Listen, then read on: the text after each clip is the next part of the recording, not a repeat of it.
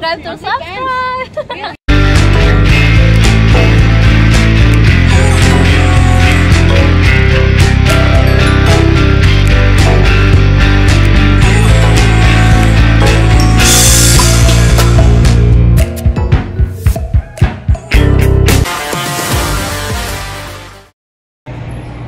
How to protect yourself emotionally from the negative effects of rejection during game in general.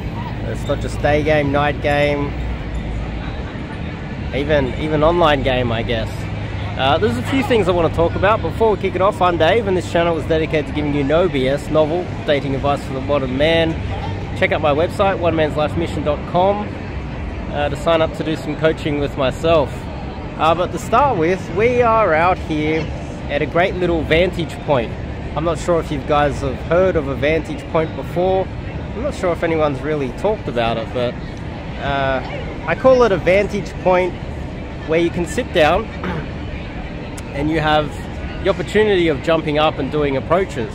You see, if you think about it this way, if you're, see, like you've got people, there you go, you got people walking up and down. How do I do this? Up and down like this. You can see them. They're all walking in the one direction, up and down. You can see? All the way down like that. Now, if you're walking that direction, or let's just say you're walking with these people, you're walking that direction, there's no one walking that way except for the people on either side of you that you can approach. And so really, all you've got the opportunity is the girls going the other direction. So you're pretty much losing half of all of your opportunities to do approaches. But if you sit in the middle, you've got people going from both directions and twice as many approaches, twice as many opportunities. Kind of common sense, right? If you pick a spot like right here, we got a nice little seating spot here. And you can see there's the people walking all the way along here, and they go all the way down there. So you've got one set of flow. You've also got flow coming through there towards us. And over here, you've got girls coming towards us this direction as well. And on top of that, it's a little bit, I think this is just my camera really. And you've also got lots of girls coming out of there, coming down here. So you've got multiple different directions. You've got unlimited girls popping out all over the place. So I guess if you see over there, you got the girl in white popping out of there. You got these two that just came from that direction. And then you got that one over there coming this direction. And then you've got this one in black coming towards us here, this direction. So you sit down, chill out, grab yourself a coffee or a water or whatever, and pop off and do some approaches in all different directions. So that's the basic understanding of what I would deem to be a good vantage point. This is a great little vantage point. And so how to protect yourself. So a lot of the strategies out there for cold approach are to be kind of high energy, throw out a lot of good energy, and almost fake how positive you are. That's very emotionally taxing for you. There's an idea that you need to be funny. There's an idea, there's like almost a belief that you need to be, yeah, funny and humorous and high energy and a positive guy to approach girls. And if you're always out there giving, that can really hurt you emotionally.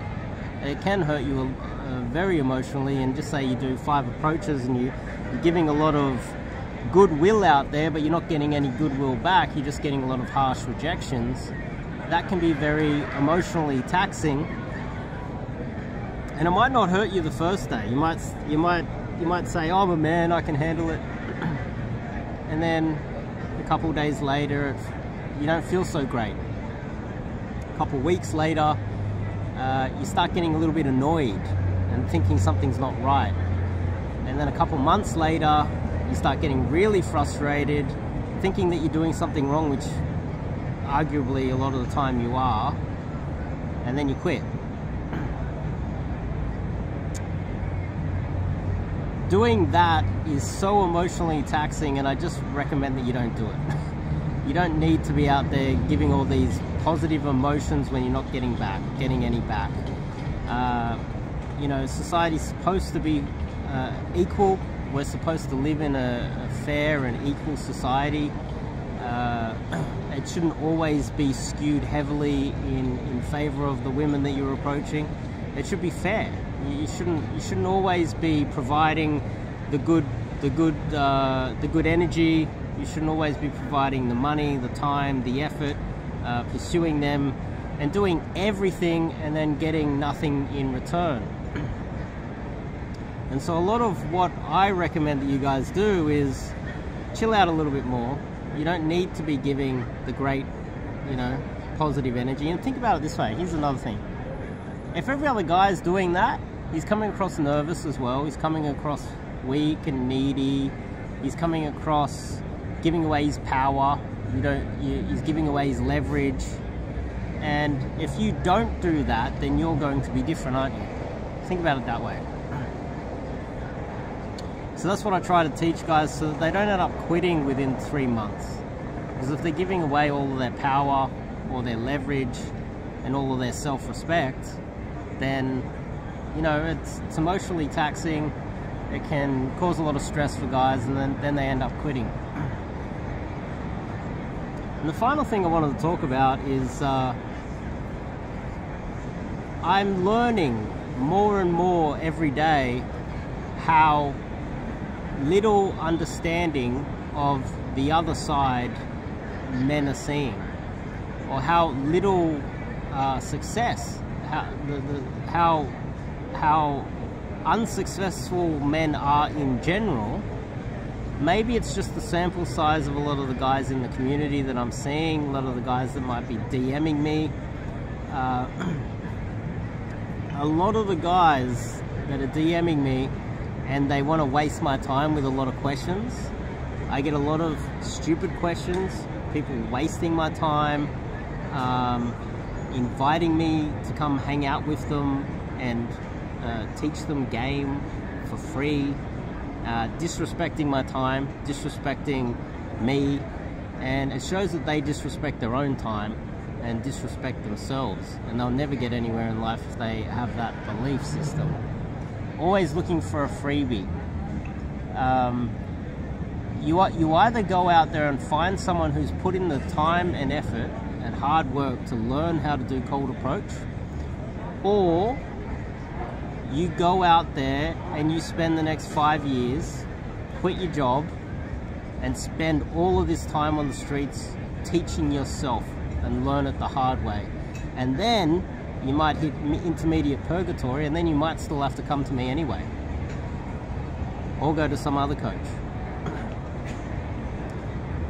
So respect my time, respect your own time, and stop looking for freebies from a lot of the coaches out there.